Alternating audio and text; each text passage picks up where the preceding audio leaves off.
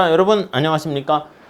자, 경작 입문 왕기초 경작인데요. 이번 시간에는 지난 시간까지 했던 거랑 좀 다른 거시경제 토픽에 대해서 살펴보도록 하겠습니다. 자, 챕터 9장으로 해서요. 거시경제 변수와 국민소득 결정 이론 이렇게 되어 있습니다.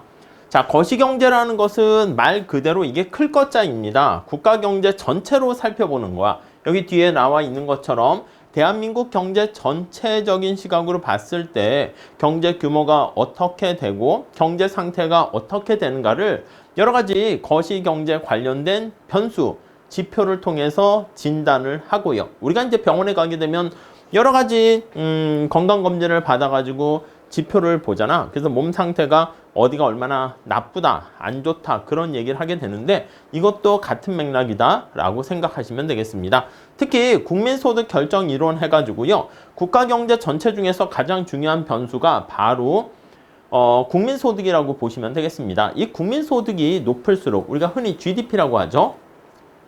이 GDP가 어떻게 보면 양적으로 측정한 경제 상황인데 돈이 많다 해서 반드시 행복한 건 아닙니다. 그렇지만 돈이 없는 것보다는 돈이 많은 상태가 생활 수준이 높다라는 데 착안을 해가지고요. 우리 경제가 다른 나라 경제보다 또는 우리나라 경제가 1980년대, 90년대, 2000년대보다 얼마나 좋아졌고 더 살기 좋은가 그런 것들을 측정하는 지표로 국민소득을 사용하게 됩니다. 자, 여기는 인트로 측면에서요. 거시경제학에 대한 얘기부터 살짝 할게요. 자, 미시경제학은요. 시장에 맡기게 되면 시장이 가격 아니겠습니까? 아담 스미스의 보이지 않는 손이다. 이렇게 얘기했습니다. 그러면 경제가 잘 작동돼. 시장에 맡기면 효율적으로 경제가 잘 작동된다. 이렇게 얘기를 하는 것이죠. 근데 문제가 발생했습니다. 뭐냐라고 하면 1929년 대공황이 발생했습니다. 그레이트라는 말이 붙이잖아요. 그냥 공황 상태도 경제가 침체된 상태인데 엄청난 경기 침체 상황이 발생했습니다. 근데 이전의 경제학자들은요. 아담 스미스의 보이지 않는 손에 의존해서요. 좀만 기다리게 되면 저절로 좋은 상황이 올 거야 이렇게 생각을 했거든. 근데 이 대공황이라는 상황이 생각보다 길어집니다. 길어지고 그 어떤 침체 상황이라 할까? 그 충격도 커요. 그래서 이전과는 달리 실업 상태가 이전에도 좀 있긴 있었는데 자잘했었거든. 근데 이때는 엄청난 주위에 많은 사람이 거의 한 4명 중에 1명꼴로 다 실업자가 되는 상황입니다.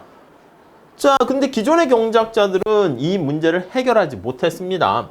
그러한 상황에서 존 메이나드 케인즈라는 학자가 등장하게 되면서 이 대공황이 발생한 원인과 진단을 해서 처방을 내리게 되는데 기존의 경제학자들과 다른 시각으로 접근을 하게 됩니다. 오케이? 이해 가시겠습니까? 어떻게 했는데 그러니까 우리가 축구 경기를 볼 때 미시적으로 숲 전체를 보지 못하고 나무를 보게 되니까 문제가 발생했다는 거야. 그리고 보이지 않는 손이라 할 수 있는 가격이 망가졌고요.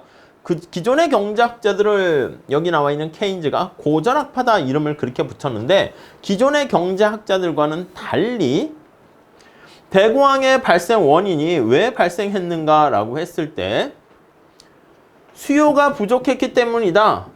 수요 측이 원인이다. 이렇게 진단을 내렸습니다.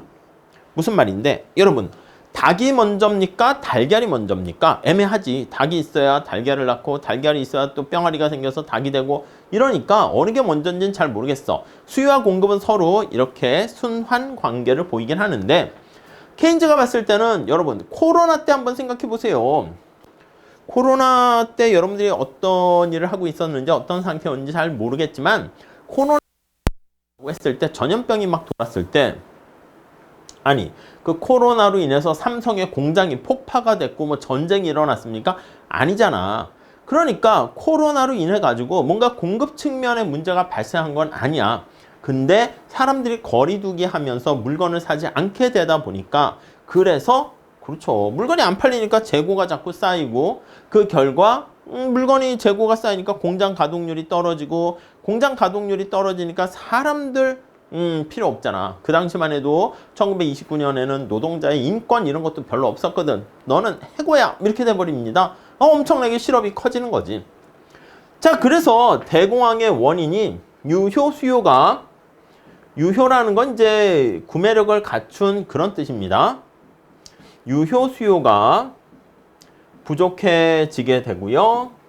이렇게 유효 수요가 부족하게 되면서 사람들이 물건을 안 사는 거야. 수요가 부족해지는 거야. 소비를 안 하는 거야. 소비가 감소하게 되고 투자도 감소하게 되고 기업들이 정부 지출도 별로 없고요. 그 다음에 당시에 폐쇄 경제를 많이 하게 되면서 수출 수입 이런 것도 팍 위축됐습니다. 아무튼 기본적으로 소비라고 생각을 하시면 되겠고, 이렇게 소비가 줄어들게 되다 보니까 지금 살펴본 것처럼 공장에서 만든 물건이 재고가 증가합니다. 안 팔리는 거야. 그러니까 공장에 대한 가동이 중단됩니다. 가동률이 감소합니다. 그럼 공장을 돌리는 사람들 있잖아요. 해고돼요. 실업이 증가합니다. 여러분, 실업이 증가하게 되면 사람들이 어떻게 될까요? 그렇지. 실업자가 돼버리면 소득이 없어지니까 그로 인해서 물건을 또 안 사요. 그래서 소득의 감소로 인해 가지고 그래서 다시 여기 나와 있는 소비 감소로 이어지게 된다. 이렇게 보시면 되겠습니다. 악순환이 자꾸자꾸 더 심해지는 거 알 수가 있을 거예요. 이해 가시죠? 아니, 그래서 이거 어떻게 해결해야 되는데, 그러니까 기존에 고전학파를 할 수 있는 거시경제학이라는 관점이 없었기 때문에 기존의 경제학자들은 이거를 해결하지 못했습니다. 근데 케인즈는 나서가지고 야, 수요가 부족해서 발생한 거니까 수요를 증가시키면 되지 않겠냐? 이렇게요. 근데 소비자들이 여기 나와 있는 것처럼 소비를 줄이고 기업들이 투자를 자꾸 안 하는 거야. 뭔가 미래가, 내년 경제가 안 좋아질 것 같은데 기업에서 신사업이나 신규 투자를 막 하겠습니까? 투자를 줄이게 됩니다. 이해 가시죠? 자, 그러다 보니까 정부가 나서서 수요를 증가시켜야 되는 거야. 기존의 경제학자들은요, 정부야, 너 가만히 있어. 작은 정부가 좋다. 이렇게 얘기합니다. 저녁에 다른 나라가 쳐들어오거나 경찰 역할, 야경 국가라 하는데 누가 도둑질하거나 이런 것만 그냥 잘 네가 감시를 하고 누가 계약을 체결했는데 이행하지 않거나 그런 것만 해. 그리고 너는 간섭하지 마. 이렇게 얘기했는데 케인즈는 아닙니다. 정부가 적극적으로 개입을 해야 된다. 이렇게 하는 거야. 삼성의 스마트폰 갤럭시가 안 팔려? 야, 정부 네가 사가지고 공무원들 다 나눠줘. 뭐 예를 들면 이렇게 되는 거야. 아니, 그럼 그 정부는 뭐 돈이 어디서 적자 아니겠습니까? 야, 지금 적자 신경 쓰지 마. 균형이 중요한 게 아니라 적자 재정을 내서라도, 그러니까 요즘 같은 코로나 이후에 또 2008년 금융위기 이후에 그랬을 때 미국만 하더라도요, 기업들이 힘들어질 때 정부가 우리가 소위 공적 자금이라고 하죠. 어떻게 보면 세금을 걷어가지고 자기 돈 아니니까 펑펑 쓰는 건데 그걸로 다 구제를 하고 돈을 막 풀어버렸단 말입니다. 요즘 같은 경우에 인플레이션이 막 일어나가지고 물가 상승 때문에 전 세계가 힘들어하는데 왜 이런 일이 특히 미국 중심으로 됐습니까? 하면요, 코로나 때 돈을 너무 많이 푸는 거야. 이해 가세요? 나중에 인플레이션이 문제가 돼서 케인즈 학파도 위기를 맞게 되긴 하지만, 근데 이 대공황 상황에서는요, 기존의 경제학자들이 해결하지 못하는 상황에서 케인즈가 이 문제를 해결하게 되었다라고 보시면 되겠습니다. 거시경제 관련해서요, 몇 가지 GDP라는 국민소득의 지표를 중심으로 살펴보면서 경제 상황을 진단할 때 실업률과 인플레이션, 물가 상승률 이런 걸 가지고 살펴보게 되고요. 이런 거시경제를 살펴보는 관점이 두 가지가 있습니다. 케인즈가 등장하면서 새로운 케인즈 학파가 등장하게 되었고요. 그 이전에, 케인즈 이전의 경제학자들을 고전학파다 이렇게 얘기합니다. 그래서 요즘 거시경제라는 거 얘기할 땐요, 옛날같이 이념, 사상, 세계관 이런 논쟁은 별로 하진 않지만 그래도 우리가 공부할 때는 시험 문제도 그렇게 좀 나오긴 합니다. 그래서 고전학파랑 케인즈 학파 요 두 개의 이념적 사상 논쟁을 중심으로 해가지고 접근을 할 겁니다. 오케이. 거시경제가 뭔가 아시겠죠? 숲 전체를 살펴보는 게 거시경제학입니다. 축구 경기를 볼 때 어떤 공격수나 골키퍼, 수비수를 하나하나 놓고 보는 게 미시경제학이면 멀리서 망원경을 가지고 숲을 조망하게 되는 그러한 접근 방법이 거시경제학이다. 이렇게 보시면 되겠습니다. 자, 거시경제 관련해서요, 우리가 국내 총생산이라 하는 GDP 이 개념에 대해서 살짝 한번 체크해 볼게요. 자, 일정 기간 동안에 우리가 만약에 2024년이다, 2025년이다 이렇게 하면 2024년이라는 뭐 1년이란 기간 동안에 이걸 측정하게 되는 거예요.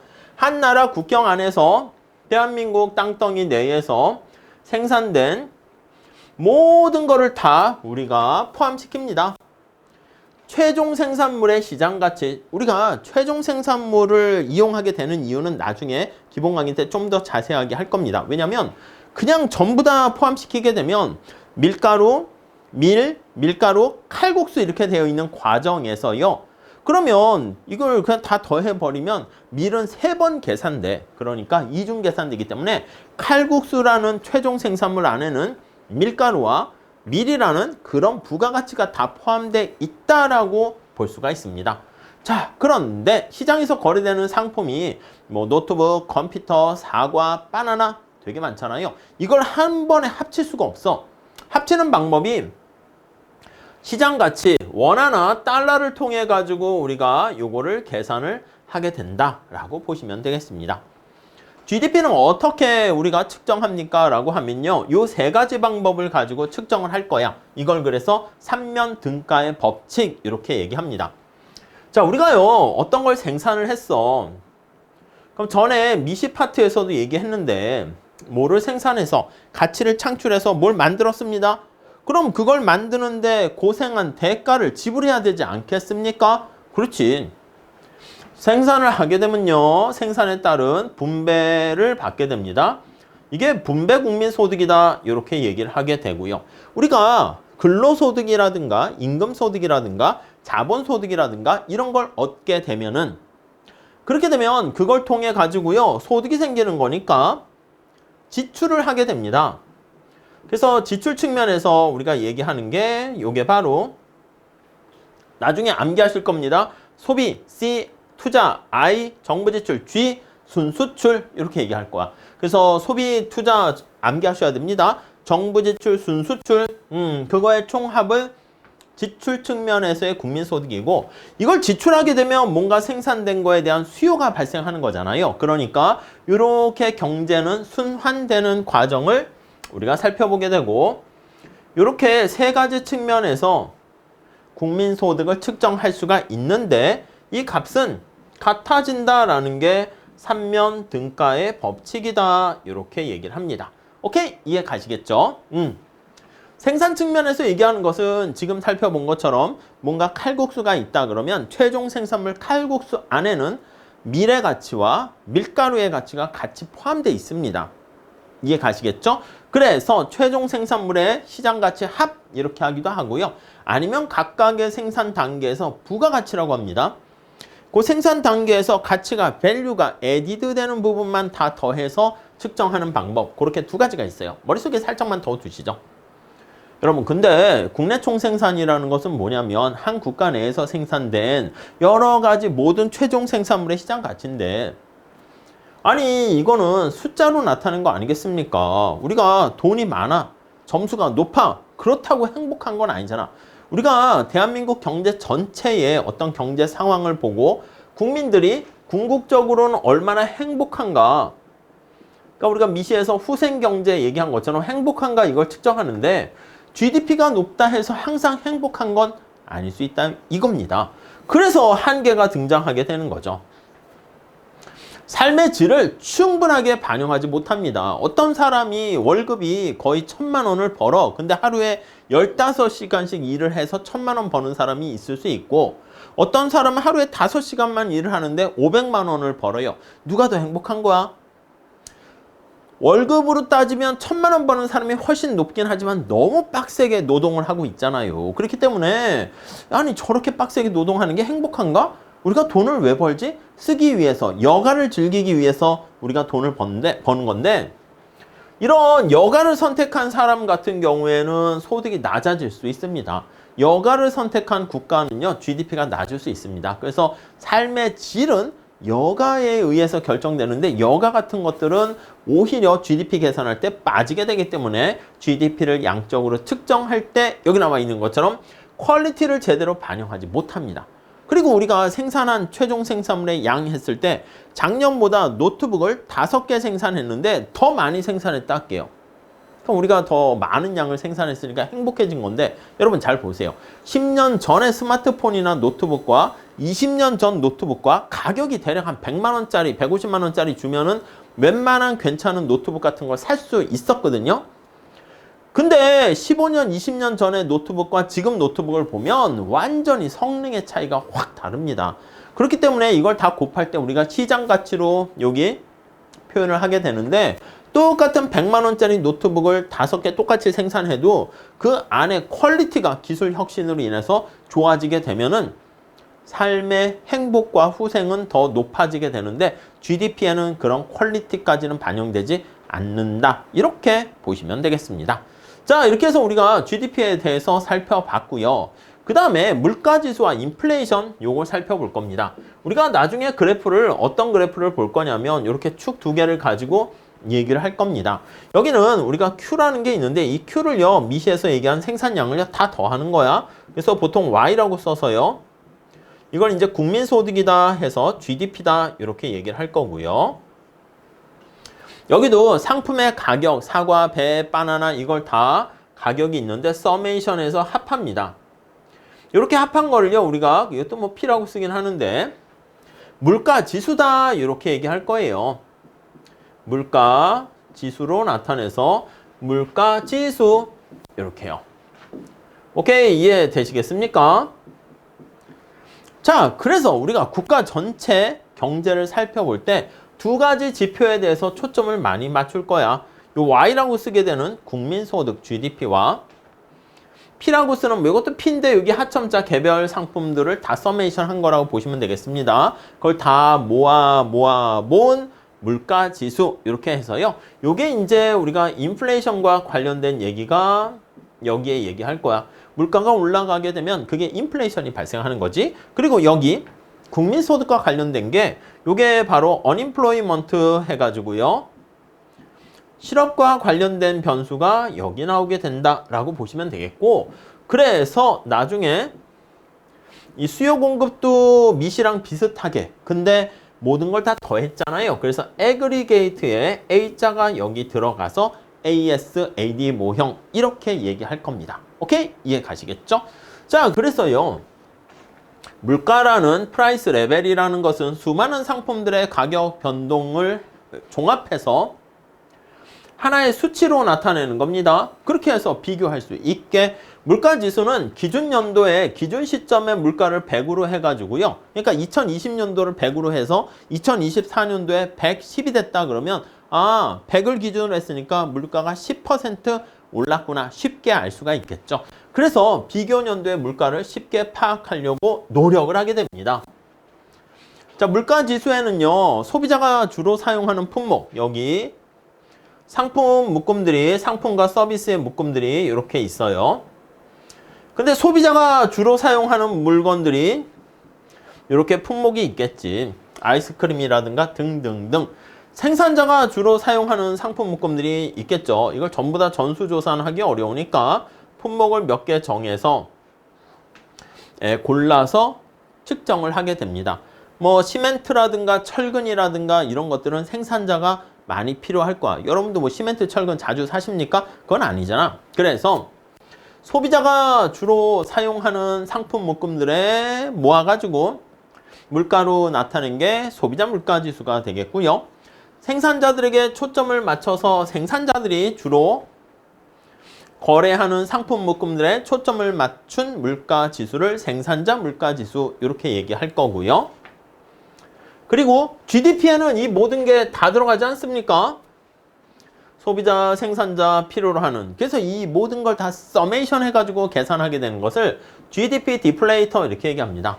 나중에 명목 GDP랑 실질 GDP라는 개념을 말씀드릴 텐데 이렇게 명목 GDP와 실질 GDP 요거로 나눈 값 그걸 가지고 우리가 GDP 디플레이터 이렇게 포함시킬 거야. 이 GDP 디플레이터는 당연히 소비자가 사용하는 소비자 물가 상품 묶음과 생산자 상품 묶음들이 다 포함되겠지. 그러니까 가장 포괄적인 상품 관련된 물가 지수다. 이렇게 정리를 하시면 되겠습니다. 자, 그리고 이제 앞서 말씀드린 것처럼 케인즈학파가 등장하게 되면서 기존의 경제학자들과 차별화를 두기 시작했고요. 케인즈는 뭐라 그랬냐면 기존의 경제학자들을요, 야, 너네 고전학파 클래시컬하다 이렇게 얘기를 합니다. 이 고전학파는 여러분 클래시컬하다는 것은 여기 십자가의 무덤 모양 아니겠습니까? 옛 꽃자를 쓴단 말이야. 너 이 한물간 이거야. 아이고 지금 잘생기셨네요. 고전적 미남이시네요. 이건 뭐야? 지금 시대 기준으로 봐선 안 맞는다. 약간 이런 느낌이지. 그러니까 고전학파 입장에서는 자기가 우리는 말이야 고전학파가 되겠어. 이렇게 하는 건 아닙니다. 케인즈가 야, 너 의견 있잖아. 내가 앞으로 새로운 의견을 낼 테니까 너는 내 의견과 다른 이게 타파 대상의 의견인데 너네들 이름을 내가 고전학파라 부르겠어? 이렇게 케인즈가 이름을 붙인 거야. 그 고전학파 물어보겠지. 야, 우리가 고전이라고? 넌 뭔데? 나 케인즈학파.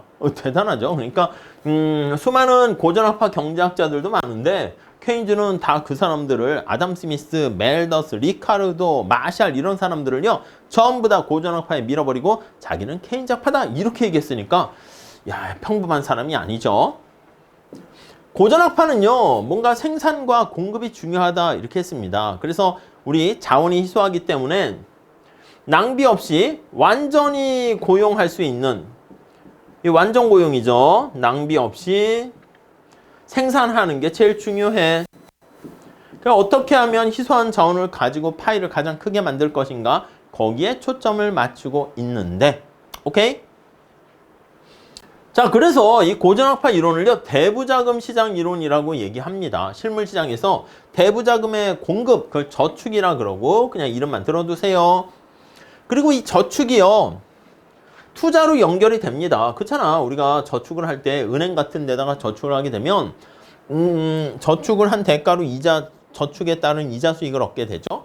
은행 입장에서는 돈이 필요로 한 삼성과 현대 돈을 빌려주고 차입을 하게 되는 이자를 얻게 됩니다. 그래서 차입 이자율이 당연히 저축 이자율보다 높아서 은행은 돈 넣고 돈 먹는 그러한 중개 역할을 하는 것이죠. 아무튼 뭔가 투자를 하고 새로운 사업을 하려고 하는데 자금의 공급이 바로 저축이야. 저축이 없으면 뭔가 투자를 통해서 자본 축적을 통한 경제 성장을 이루기가 어렵습니다. 근데 여기 나와 있는 대부자금의 공급이 저축이 이루어지면 투자는 저절로 연결이 되고 그래서 장기적으로 경제 성장으로 가게 된다. 그렇게 얘기를 합니다. 자, 그리고 이 고전학파의 어떤 세계관에서는요. 화폐라는 것은 어떤 교환의 매개 수단이라고 얘기를 합니다. 교환의 수단입니다. 아니 화폐가 없으면 우리가 서로 물물 교환을 해야 되는데 되게 어렵거든. 근데 화폐를 통해 가지고 여러분들이 열심히 노동을 제공해서 뭘로 받아요? 사과로 받아? 사과 뭐 몇 박스로 이렇게 받습니까? 그런 게 아니라고. 알바를 했을 때 뭐 짜장면 10개 쿠폰 이렇게 받는 게 아니라고. 화폐로 받게 되죠. 이 화폐를 가지고 다른 것들을 소비할 수 있는 힘이 생긴다. 이렇게 생각하시면 되겠습니다. 구매력이라고 하죠. 자, 그렇기 때문에 우리가 화폐라는 것은 교환의 매개 수단이야. 그래서 이 화폐가 갑자기 더 많이 생겼다 해서 아니 돈을 많이 찍는다 해서 사과가 더 많이 열리고 자동차가 생겨나고 그런 건 아닙니다. 사과가 더 많이 생산되고 자동차가 생산되고 이 생산 공급이 됐을 때 그게 원활하게 교환이 될수록 하기 위해서는 화폐가 필요한 거지. 그러니까 화폐는 그냥 실물시장에 아무런 영향을 미치지 못한다. 단지 거래의 매개 수단이다. 그렇게 얘기하는 게 바로 화폐 중립성 이렇게 얘기합니다. 케인즈는 기존의 고전학파 경제학과 색깔을 완전히 달리합니다. 앞서 말씀드린 것처럼 대공황이라는 경기 침체 발생 원인이 뭐냐라고 하면은 수요가 부족했기 때문에 경기 침체가 왔다는 것이죠. 그래서 수요가 공급보다 중요하다 이렇게 얘기를 하게 되는 것이고 특히 이걸 유효 수요 이론이다 이렇게 얘기합니다. 총 수요를 증가하게 되면 수요가 있으면 저절로 공급은 따라온다 이렇게 얘기하고요. 앞서 살펴본 바와 마찬가지로 경기가 침체됐을 땐 정부야 너 뭐하냐? 네가 적극적으로 나서가지고 뭔가 정부 지출을 증가시켜가지고 뭔가 물건이 안 팔리고 재고가 있으면 사들이게 되면 잠깐은 적자 재정이 될 수는 있겠지만 경기가 부양될 거 아니야. 삼성 입장에서 재고가 쫙 빠져나가 누군지는 모르겠지. 누군가가 와가지고 삼성의 재고 스마트폰 안 팔린 걸 다 사가게 되면 이거 우리의 상품이 갤럭시 뭐 스마트폰이 뭐 이렇게 시장에서 잘 먹히나 보네. 약간 어떻게 보면 착각일 수 있는데 근데 공장을 돌리려고 하면 사람들을 다 해고했잖아. 해고한 사람을 다시 채용하고 그러다 보니까 경제가 활성화 된다는 거죠. 그래서 몇 배 이상의 요 몇 배가 여기 승수라는 뜻입니다. 승수가 멀티플라이어 이렇게 멀티라는 얘기죠. 멀티플라이어 이펙트 이렇게 발생하게 되는데 이게 정부 지출이 100을 증가시켰을 때 나비 효과처럼 몇 배의 파급되는 효과를 가져온다. 이렇게 얘기를 하게 됩니다. 오케이? 자, 그래서 케인작파랑 고전학파는 완전히 세계관이 다른 얘기예요. 자, 우리가 이번 시간에 살펴본 것은 거시경제학과 관련한 인트로 얘기입니다. 그래서 국가경제 전체적인 GDP 측면에서 봤을 때 몇 퍼센트를 차지하는가 그런 것들을 우리가 거시경제 가장 기본이 되는 지표가 되는 것이고요. GDP라는 국내 총생산 이것뿐만 아니라 인플레이션이라든가 실업이라든가 그리고 그 이면에 화폐가 어떻게 흘러가는가 또 정부의 역할 이런 거에 대해서 살펴보게 되는데 고전학파랑 케인즈학파랑 정부의 역할에 대해서 다른 시각을 가지고 있죠. 고전학파는 기본적으로 정부야 개입하지 말아라. 그리고 경제 시장 상황에서 제일 중요한 게 생산 공급이 수요보다 더 중요하다 이렇게 얘기를 하는 것이고 반면에 케인즈는요. 대공황이 발생했을 때 정부가 적극적으로 나서 가지고 경기를 부양시켜야 된다. 균형 재정? 야 이건 뭐 필요 없어. 그냥 적자 재정이라도 당장 살고 봐야 된다. 그렇게 주장하는 사람이 케인즈다. 이렇게 보시면 되겠습니다. 앞으로 이런 거시경제 관련된 여러 가지 지표와 정부가 경제 안정화를 위해서 또 경제 성장을 위해서 어떤 역할을 해야만 하는가에 대해서 고전학파랑 케인즈학파의 이야기를 우리가 들어보면서 내용을 확장해 나가도록 하겠습니다. 다음 시간에 이어서 또 계속 공부하도록 하겠습니다. 감사합니다.